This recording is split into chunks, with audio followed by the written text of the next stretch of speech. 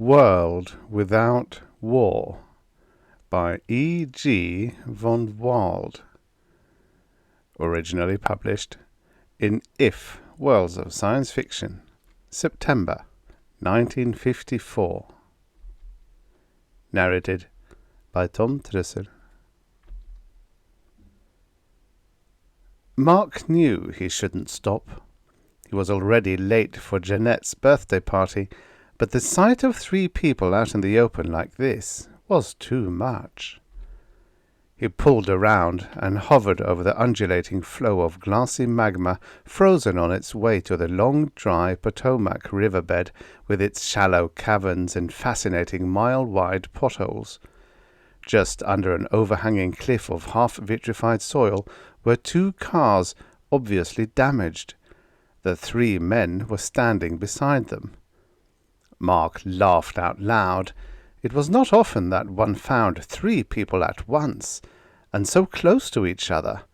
The scene there, with the long slanting rays of milky sunlight glancing off the ribbing of the flats and sparkling through the million brittle shards of collapsed debris, filled him with a certain poetic exultation. "By the stars," he murmured to himself happily. Bubbling with good humour, he slipped down a little closer to the hole, staying up hard against the overhanging cliff.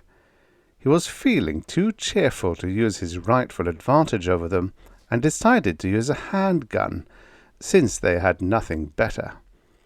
This was a mistake, of course. He was only moving along at 100 miles an hour now, too slow for safe shooting, particularly with the bumpy air in the hole. But he happily disregarded this, as he pushed open a viewport and blazed away with a Zuz pistol. Almost immediately the ship lurched in the uneven air, and he could see the tiny thin trace of violet as it swept up and away off the targets. One of the men went down, sliced cleanly in 2, but the others had seen him. Mark cursed mildly, some of his high good humour gone, and pulled the car about for another run. The chronometer pinged warningly at him, notifying him that he was now a full hour late for Jeanette's birthday party, but the code required the second try. There was nothing that required hand weapons for this, however, and he slipped his strong young hands around the main gun control. A single burst of violet, and one of the men vanished in a puff of steam. Good and clean, he told himself with satisfaction. But the last man opened his pistol onto Broadbeam, burning a red flare of general destruction at him. Mark veered around and bore down sharply for the last burst. He had to get it over with and onto Jeanette. But the deadly broad beam swept below the car, evacuating the air and throwing the vehicle momentarily out of control. Close behind, the cliff became suddenly alive as the beam engaged it, bubbling and spewing out huge gouts of molten rock. The air car burst into a brief, brilliant, sodium-coloured fire and fell, with Mark burning inside of it, yelling and screaming in pain. It took almost 5 seconds before the charred brain of Mark's body stopped functioning. Then it released him. He was conscious of the humming of his transmitter. Almost immediately, the remembered pain brought perspiration running down inside the helmet into his eyes. He reached up and removed the headpiece with unsteady hands, groaning softly. It had been some decades since he had last been involved in trouble like this. Killed, yes, but in a painless, fair fight. Being burned to death was no joke, and that body had been one of his best, with the finest reflex sensory system manufactured. The machine purred softly beside him. He thought suddenly and emptily of Jeanette, and stood up. "Damn," he muttered, crossing the floor, feeling the pleasant warmth of the soft plastic under his feet. "Damn, damn, damn." He stopped before the transparent cover of a storage cabinet, gazing sourly at its contents. 11 humanoid forms were stiffly erect behind the cover, all broadly resembling him in feature, and differing only in such minor things as height, hair, perhaps the colour of the eyes. Each bore the scars of some past clumsiness or accident. "Damn," Mark said again. "That was the only decent body I had to wear. Now what do I do?" He went into the next room and bathed himself in the tepid perfumed mist that fell perpetually from its domed ceiling. If it were anybody but Jeanette, there would be no problem. He just would have to shoot off a quick RT, explaining the situation and excusing himself. Nobody would have minded, least of all himself. Particularly a no-fight affair like this one was supposed to be. But not Jeanette. Ooh, Jeanette. Mark grinned and rubbed the pleasant fluid over his well-cared-for skin. Oh yes, Jeanette. There was something about Jeanette that he could not quite put his finger on, but it was good. It was wondrously good, like the bodies she wore. No matter what it was always perfect. She just had the knack of dressing well. Idly he wondered what her proto-body was like. There must be some resemblance, of course. That was the law. Identification was very important, and few manufacturers would violate that, even as a simple matter of good taste. But there still would be considerable difference. As he thought about it, he got a strange, wistful feeling that he did not quite understand. There was a sort of sadness about it. Jeanette seemed oddly different from other people. He liked her much too much. Guiltily, he brushed the thoughts aside. Anyway, it didn't matter, he told himself. Due to his carelessness in that last fight, he probably wouldn't even see her tonight, since he had nothing to wear. He stalked out of the shower and gazed again at the bodies in the storeroom. The only halfway decent one there was that 6-foot black fellow with the little ears. It used to be his favourite, until he got it smashed one night during a party at his nearest neighbour's. A half-smile tugged at Marks's lips as he recalled the incident.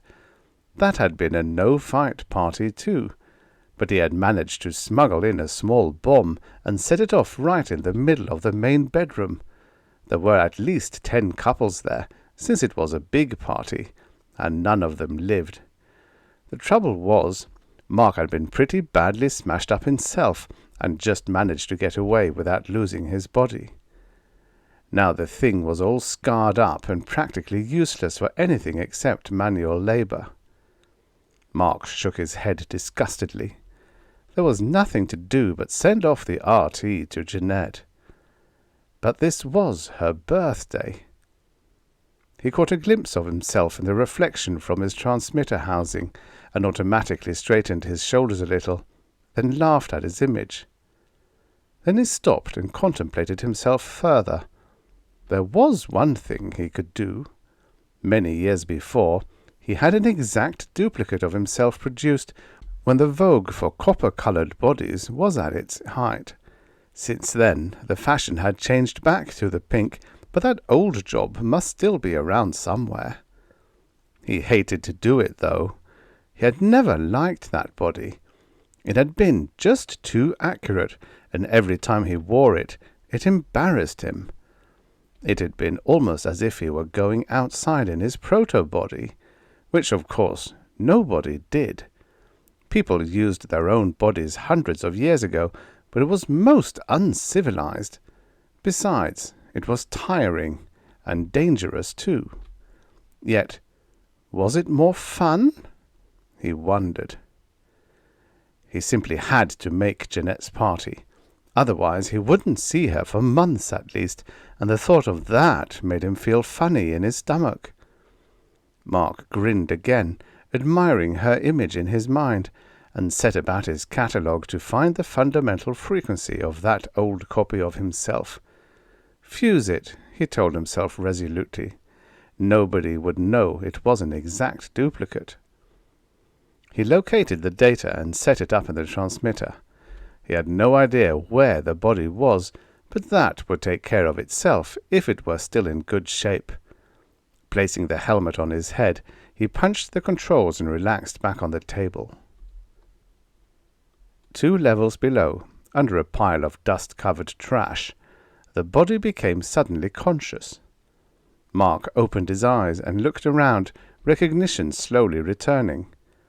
He had forgotten all about this old room, but then one could hardly remember everything about a full shelter system, what with the hundreds of compartments, endless automatic equipment, and innumerable connecting passages. Whoever it was who built this one sure had liked complexity. He bathed and carefully braided the long blue-black hair, simulating somewhat the fashion of the day, and spent some time adjusting a purple scarf over his left shoulder. The purple scarf was sort of a trademark with him, and Jeanette always admired it. Purple was her favourite colour. He made a joke out of it and called it their colour, which was typical of the strange, dangerous behaviour she engendered in him. Mark was a little worried as he plunged up toward the stratosphere in his extra car.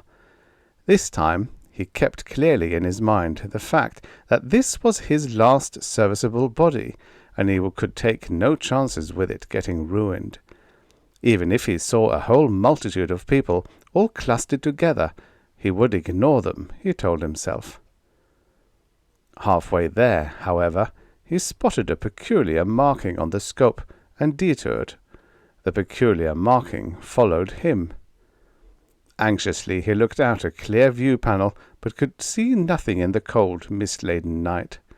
The marking grew more definite as he hesitated. It was another car, and there could be no question what it was after. A shot at Mark. He cursed and sucked in his breath, making quick calculations. There was a rolling billow of cobalt fog off to one side, a whole bank of the stuff. Somebody apparently had been having a little game nearby. It was still hot enough, according to his indicators, to discharge anything the other car sent after him, and he would have the added advantage of being invisible to the other man's instruments. The only trouble was, once in the fog, he couldn't see anything either, and could be ambushed without difficulty on the way out. The marking on the scope became more definite, and the question settled itself as the other car came between Mark and the cloud. Growling with irritation, Mark swung around and sent a wide-angle beam in the direction of his pursuer, watching nervously as the indicators described the pitiful short range of his fire at this setting. The assailant veered off, however, scurrying into the cobalt cloud. Mark grinned. He knew the man would expect him to wait for him to come out, so he swooped down at max acceleration toward the surface. In 5 minutes he was signaling into Jeanette's shelter for permission to enter. There were servants everywhere, mechanical things, controlled by electronics and not alive, although they looked it. This was Jeanette's specialty.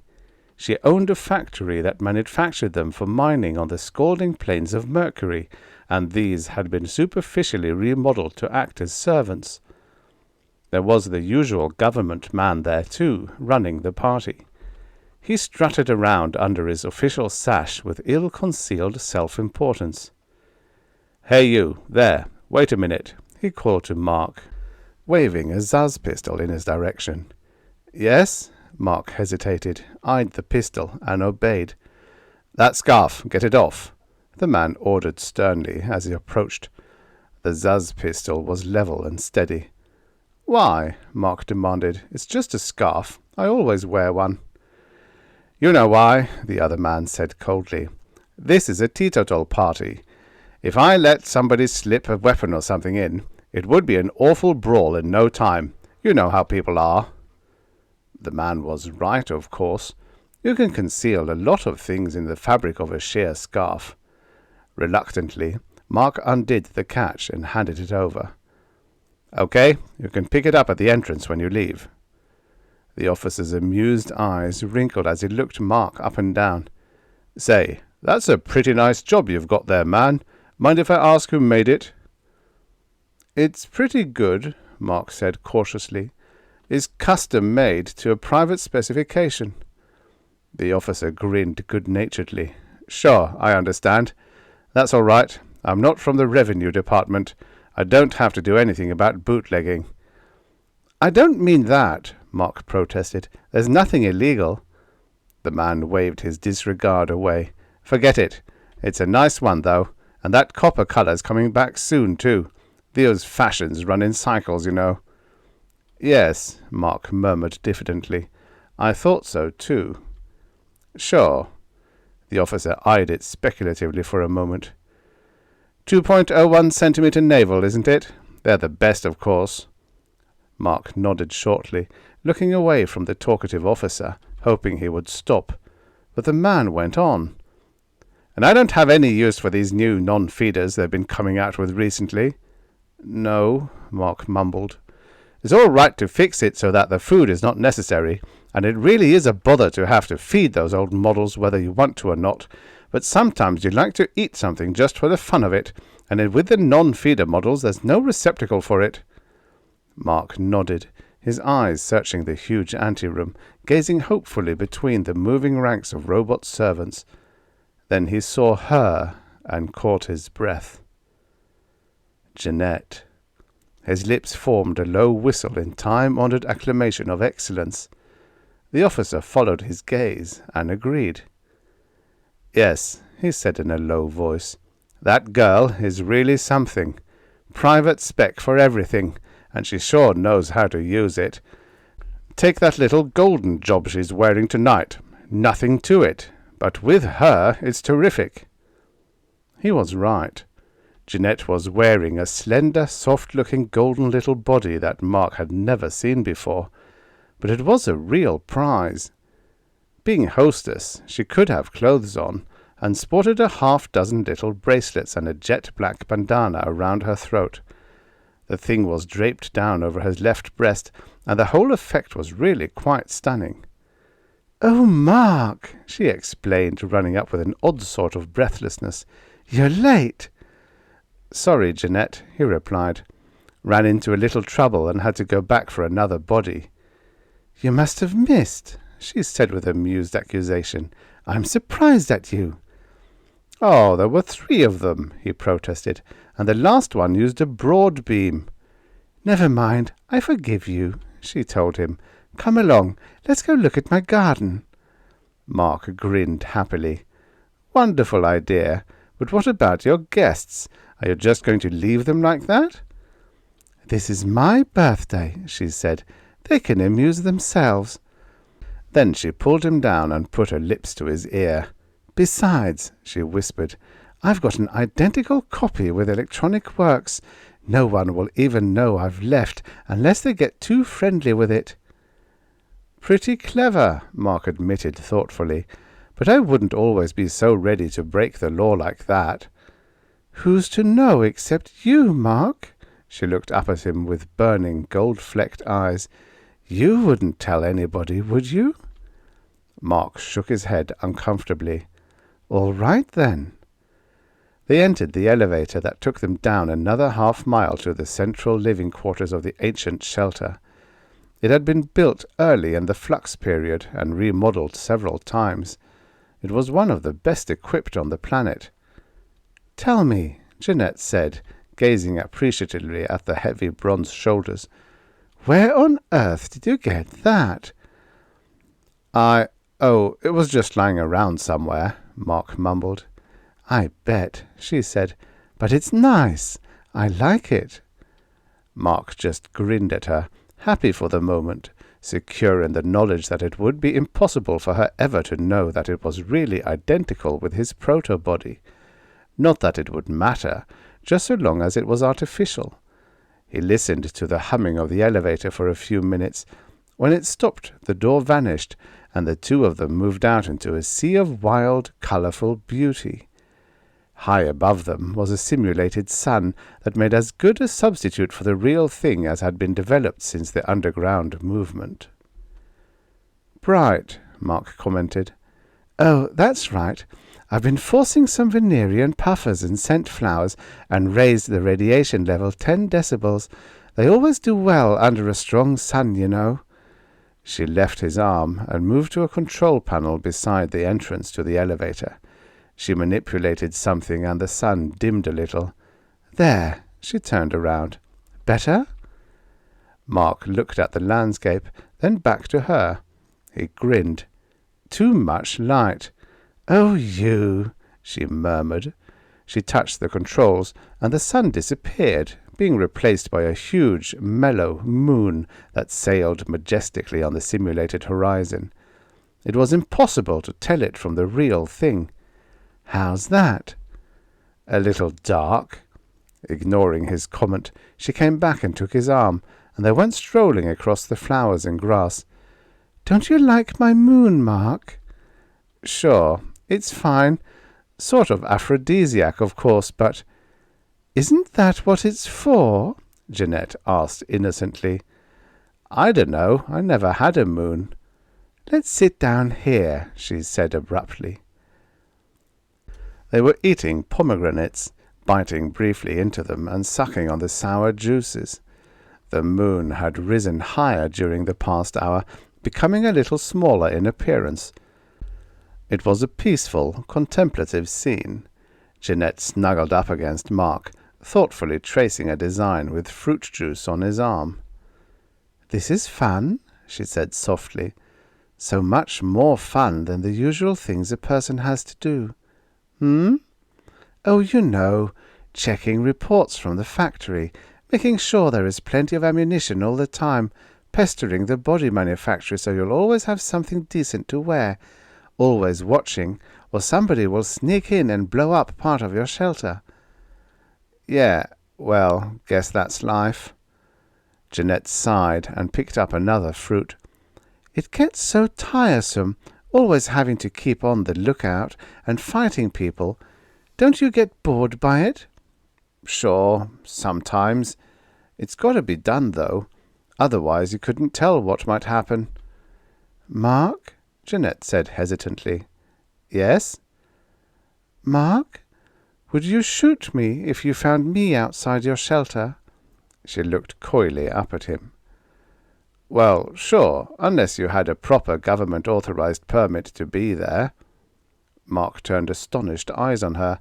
What else could I do? Oh, but you know I wouldn't do anything to harm your place. Oh, Jeanette, Mark said uncomfortably.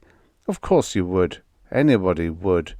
If people started acting like that, the whole balance would be upset. She gently stroked his arm where the fruit juice had dried. Her face crinkled up, and she giggled. Maybe you just don't know me. Let's talk about something else, Mark suggested. What's the matter? Do I shock you? Mark laughed and brushed his lips against her shoulder. I'm pretty hard to shock, especially by you. See, she replied archly. You're just as antisocial as I am. Mark's face clouded. It's nothing to brag about, though. I'm not bragging. She sighed again and resumed her fruit. Eyeing it speculatively, she said, I guess I'm just bored with life, that's all. Sometimes things seem so silly, like all the times you have to get a new body. You'd think the manufacturers were giving them away free. Yeah, not like it used to be. Guess business is pretty good. Something ought to be done about it. Mark grinned mischievously. What do you suggest? Build another factory? Oh, you know you can't do that. Somebody is always blowing it up. Well, don't worry. In another 100 years or so, people will start dying off again. These proto-bodies aren't as serviceable as the manufactured kind. Yes, but if they keep producing new people in the decanting centres, what good is that going to do? I don't know. Blow up the decanting centres, maybe. Maybe, Jeanette said, glancing impishly at the man beside her. We ought to just stop wearing these silly old manufactured bodies entirely. Yes? Mark tasted a pomegranate, made a face, and tried another. Just what do you suggest people wear? They could go around in their proto-bodies. What? Mark looked swiftly and searchingly at her, alarm on his face. Why, Mark, she laughed disarmingly, You're such a righteous beast, aren't you?" "Great atoms, Jeanette," he said, gazing intently at her golden-flecked eyes, wondering what strange things went on inside that lovely head. "You mean go around all the time as if we were savages? Why, that's illegal, immoral, and besides, it's dangerous. Suppose somebody took a shot at you. You've only got one proto-body, you know." "A clever fighter like you shouldn't have too much trouble with that, if you're careful," she said gaily. "And I'm pretty good at that myself." Mark took a slow, deep breath as he decided that she was just teasing him. "I'm surprised at you, Jeanette." She shrugged. "I'm bored, I guess. I'd like to try something new, just for excitement. Personally, sometimes I think the whole social system we have is pretty silly anyway." "Atoms," Mark mumbled. "No need to swear about it," she chided him. "Come on, Mark, just think about it for a minute, and be consistent." "Consistency is all right for a free psi," he said. "It sure doesn't do a proto-body any good." Jeanette laughed scornfully. "I'll bet you believe all that stuff they feed you in the decanting centre about ancient history." "Course not," Mark said defensively. "All right, then. Why follow all these rules of social conduct if there's no good basis for them?" "Oh, but there is," he replied seriously. "There was a big war, way back centuries before we were decanted out at centre." "Ha!" said Jeanette. "Sure, and it was a whole lot of people who cooperated with each other in it. There must have been hundreds of them. It was an awfully big war. Hundreds of people, all on one side, all fighting together against the other side." "I don't believe it."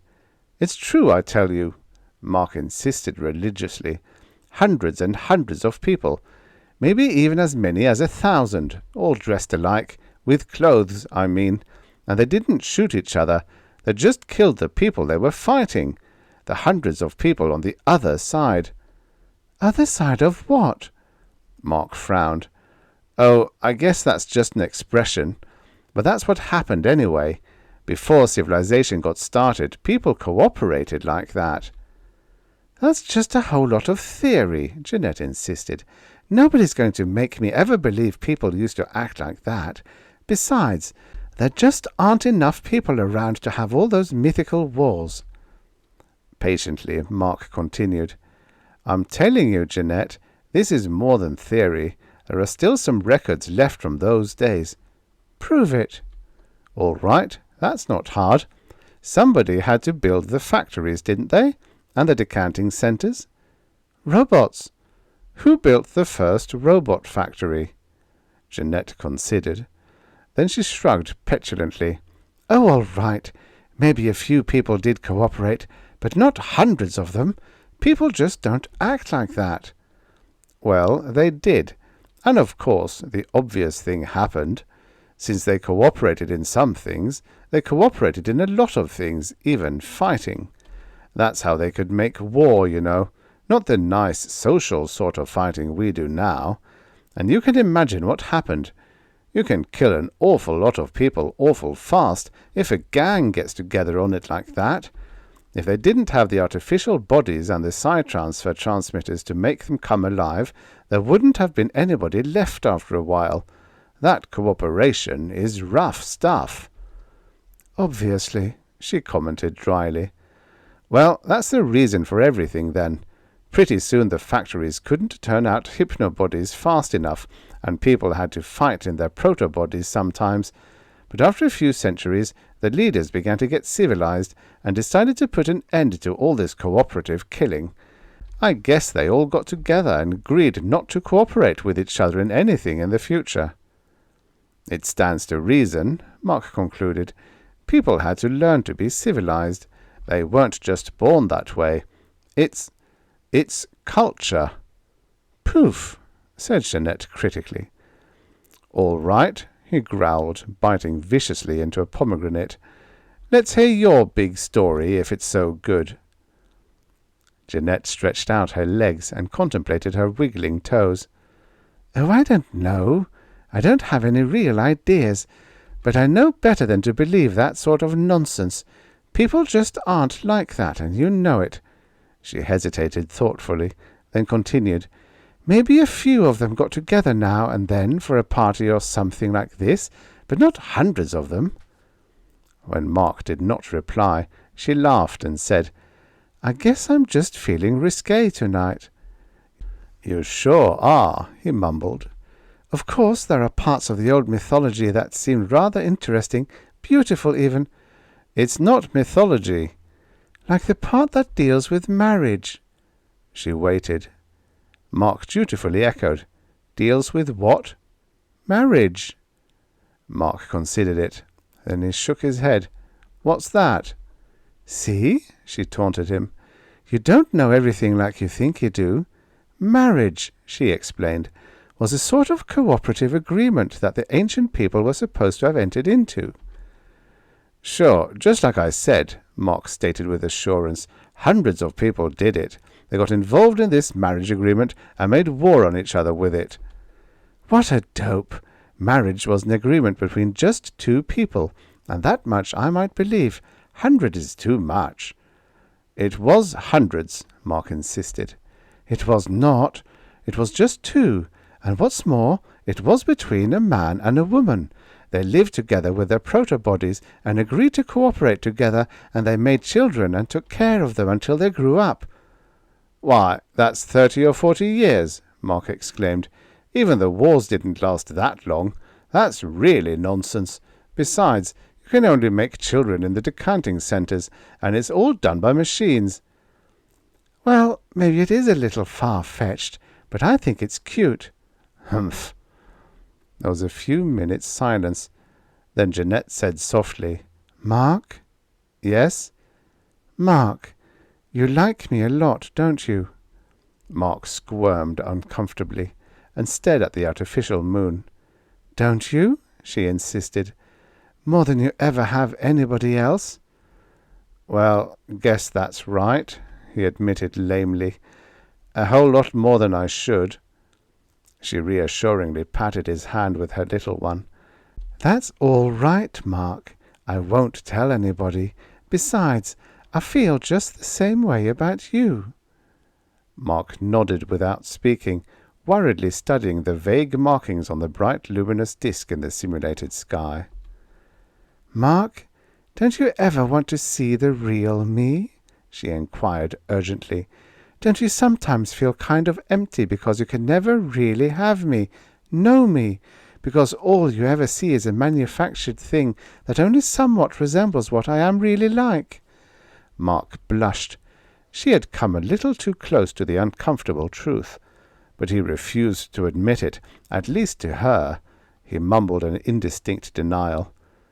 "Are you sure?" she said, grabbing his hands, gazing intently into his eyes, forcing him to look at her. "Wouldn't you sometime like to come down to my transmitter quarters, and see and touch my proto-body, the thing I really am? Or scared? Maybe I am. That's silly." Mark swallowed and said stiffly, "Just because there is a no-fight clause in your invitation tonight doesn't necessarily mean I have to follow it, you know. You don't need weapons. I could strangle your proto-body easily." "You wouldn't," she said confidently. "You sure don't think much of me, do you?" "I think just the same of you as you do of me," she said simply. With impulsive hunger, Mark threw his arms around her, holding her tightly against him, nuzzling her, smelling the perfume of her hair, incoherently mumbling into her ear. "Jeanette, Jeanette," he sang, "I think more of you than anything. I love you. I know it's wrong, but I would never even shoot you because sometimes it hurts you, and I wouldn't want you to feel even the slightest discomfort." He stopped, took a deep breath, and added meekly, "I'm sorry."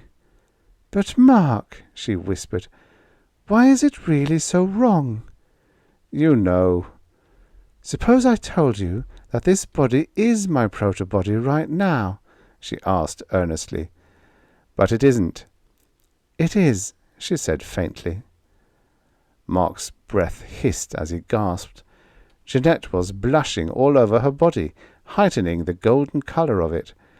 He let her go, and she slid off his lap into the shadowed grass beside him. She bit her lip. "I didn't really mean to tell you, yet." There was silence. Mark said quietly, "That's all right, Jeanette." "You aren't angry with me, are you?" "No," he said slowly. "Not angry." "Mark?" "Yes?" "Now that we're into this thing," she asked hopefully, "why don't we try this marriage agreement? You know, like the ancients did. It seems like such a beautiful thing to do when two people like us, you know." "I don't know." Mark shook his head doubtfully. "I just don't know about it." "Why not? You wouldn't have to really stay here. It could be just a secret agreement between us, and you could come and see me whenever you liked." "It all seems so unreal," he muttered. They lapsed into thought, both avoiding looking at the other. There was no sound except a faint sighing of wind in the leaves of the well-trimmed shrubbery. "Suppose," Mark said finally, "suppose other people started doing this thing, this cooperative agreement. Lots of people must want to, just like we do." "I suppose so," she admitted. "I went through this once before," he went on absently. "About 90 years ago I met this woman. She was awfully nice, clever, understood things. Not like you, of course, but still, she was very nice. I thought about it then." "What happened to her?" Jeanette asked numbly. "She died after a while. She was pretty old. Oh, we didn't do anything," he hastened to add.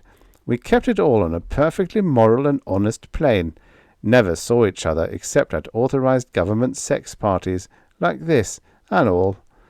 Fought whenever we ran across each other outside. But I remember thinking at the time that some sort of agreement would be nice. We got along awfully well. I could never understand what she saw in me." "I can," Jeanette whispered. "This is just the same, only a lot more so," Mark went on thoughtfully. "And it's wrong. You know it's wrong. Suppose a lot of people started it.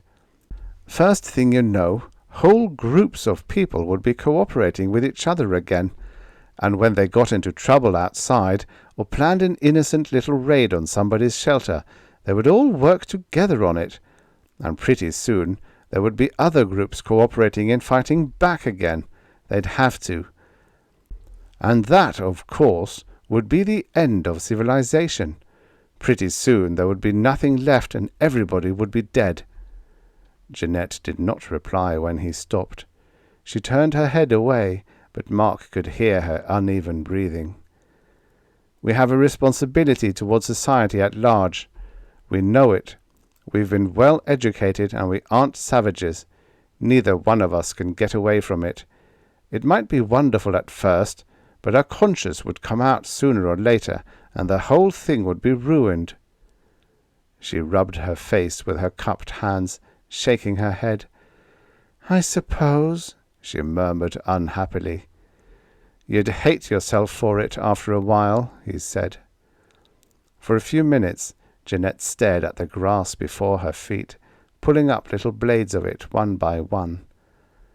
Then Mark stood up, and she flashed him a small, wistful, damp smile. Together they walked back toward the elevator, stepping quietly and almost furtively on the soft ground. "If it weren't for that," he started. "I understand," she replied quickly. Taking hold of his arm, she said, "I'm sorry." "Sure," Mark grinned affectionately at her. "Come on. Let's see if they've been having any good fights upstairs." They stepped into the elevator and disappeared. The artificial moon continued its regular motion through the simulated sky. The end. Subscribe for your daily stories of futures past. You know, many of these stories were written in a time where 50 years ago was in the future.